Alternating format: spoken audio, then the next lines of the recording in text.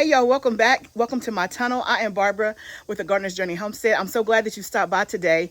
And I'm doing an important video because I did this last month and it seemed to be really popular and I got lots of comments and questions. So I thought I would do it again this month. So today I'm talking about what can you grow in July in terms of summer vegetables, especially if you're in my zone, which is zone 7B. So if you're in 7A, 7B, it all applies to you. Obviously, if you're not in my zone, some of this may apply to you, some of it may not, but I'm going to give you a quick surefire way to know if it does, right? So if you're tuning in brand new, thank you so much for being here. I'm glad that you stopped by and you pausing a little bit to come and see what's going on in my neck of the woods. I'm excited about all the new followers and all the stuff. If you are brand new, please let me know where you're coming in from. Put it down below and let me know what state or what country. And I am glad that you are here. And then if you're one of my faithful followers, I'm also glad that you're here.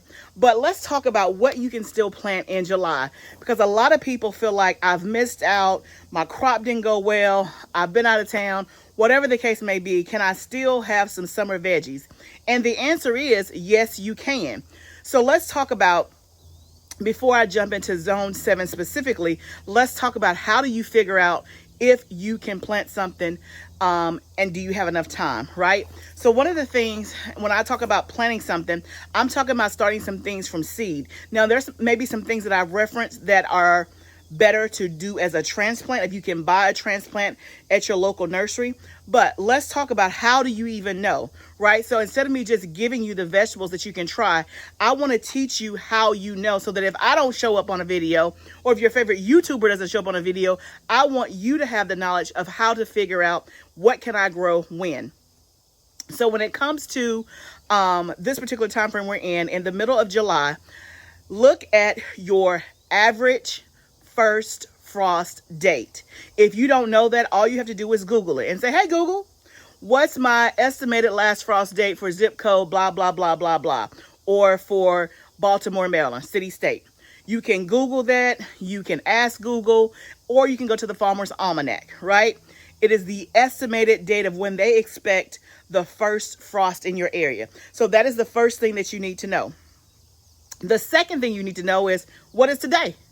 Whatever day you're listening to this, whatever day you hear my voice, what is that day? And then subtract today from when your first frost date is, if that makes sense.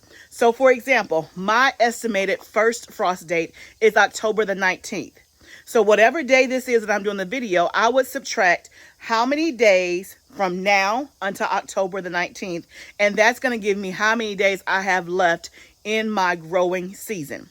So right now, if this is brand new to you and you've never heard this, or you don't even know, stop this video right now, figure out how many days you have, and then now come back. Don't stop it and then go somewhere else. Now, if you know you're prone to distraction, you just keep on listening and take notes, and then you come back and rewatch it again. Okay?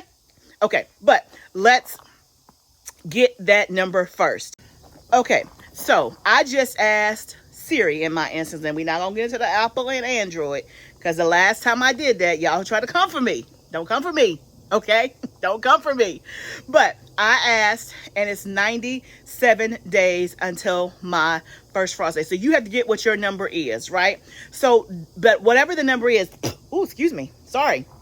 Whatever the number is, that means you have until that, from today until then, to plant. So in my case, I have 97 days until my estimated first frost date. Now keep in mind, it is an estimate. I may or may not have frost on October the 19th. It may come a week before, it may come 2 weeks later, but that is the date that we're going by. So when it comes to me looking to see what can I plant in July, I'm going to pick the varieties that have a maturity date less than 97 days. Does that make sense? Right? So that's what you would do. So whether you're in a different zone, let's say in your zone you have 105 days, then you have more time than me. But let's say you're in a different zone and you only have 78 days until your last growing zone.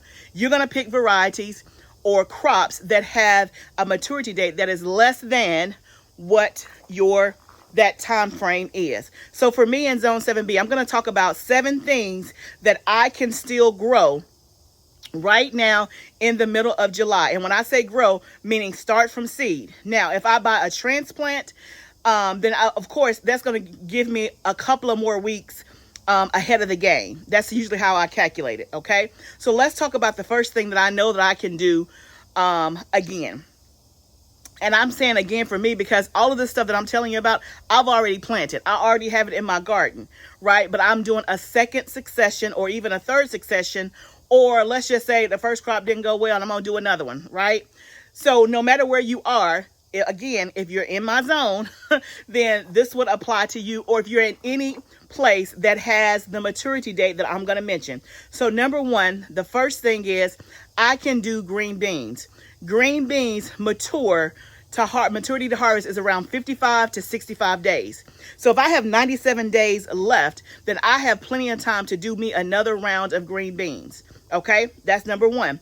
So again, you may not be in my zone, but if you have 65 days or more until your estimated first frost date, you can do green beans. Now, I would say do a bush green bean. So I'm giving you the overall category, and where I can give you specific varieties, I will. So a bush green bean would be a jade or a blue lake. Those are the two that I have tried, okay? So green beans is one. Number two is squash. Squash or zucchini. Squash has an average maturity date of around 60 to 65 days. So again, if you have that time frame, you can do squash. And if you battle with squash bugs, you're going to notice that if you do it now, you're going to battle less with squash bugs, because as it gets later in the season, the squash bugs go away. So there's many people who just wait until this time of the year to do their squash for the first time, to not battle with all of the squash bugs. So squash is number two. Number three is basil. Basil loves heat, and basil you can have about 60 to 65 days. So again, if you want more basil, if you want to stockpile, dry it, dehydrate it, store it up for the winter, basil is another good one that you can start in July. Okay, so green beans, squash, basil. A flower that you can do is sunflowers. Sunflowers germinate quickly and they grow quickly. So again, you could do sunflowers as well if you want some beauty. Again, completely up to you. So green beans, squash, sunflowers. The fourth one is cucumbers. Cucumbers have a maturity date 60 to 70 days. So again, you can still do cucumbers if you're in my zone, or you're in any zone that has more than 70 days until the first frost date. So again, I would choose a cucumber. Again, all you have to do is look at your seed packet. On the back of your seed packet, it's going to tell you the maturity, right?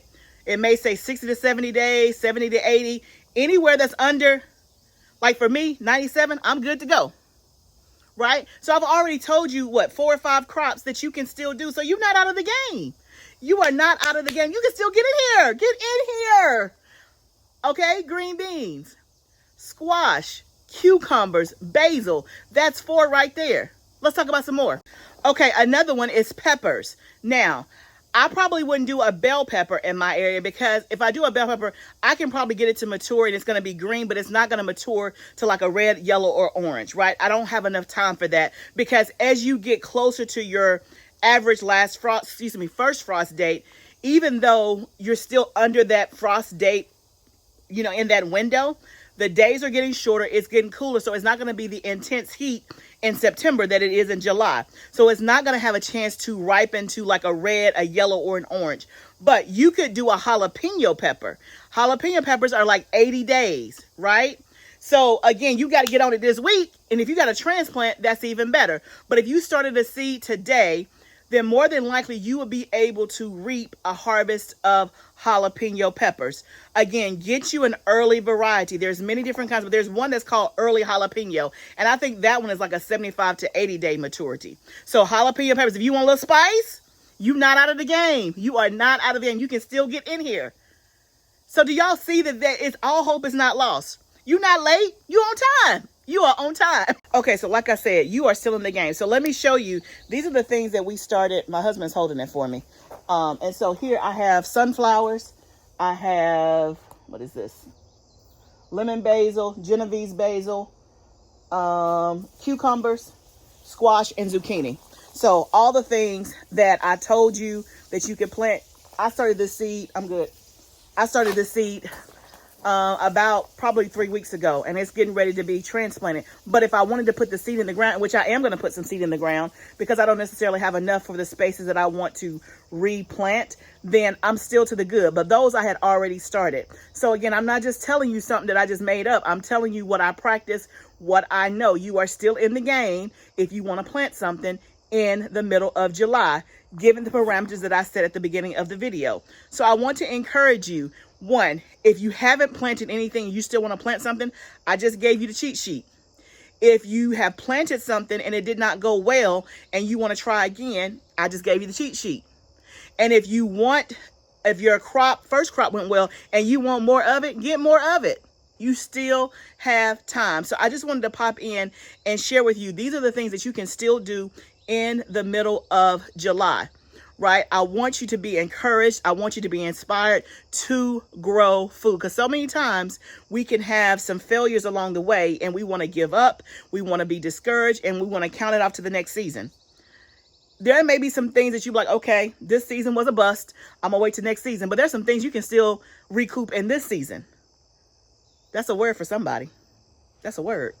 So I hope that this was helpful. If you have questions down below, then put them down below. And remember, I only talked about summer veggies. Are there other things that you could be planting now in July for the fall? Yes, but I'm not talking about the fall veggies. I'm only talking about the summer veggies.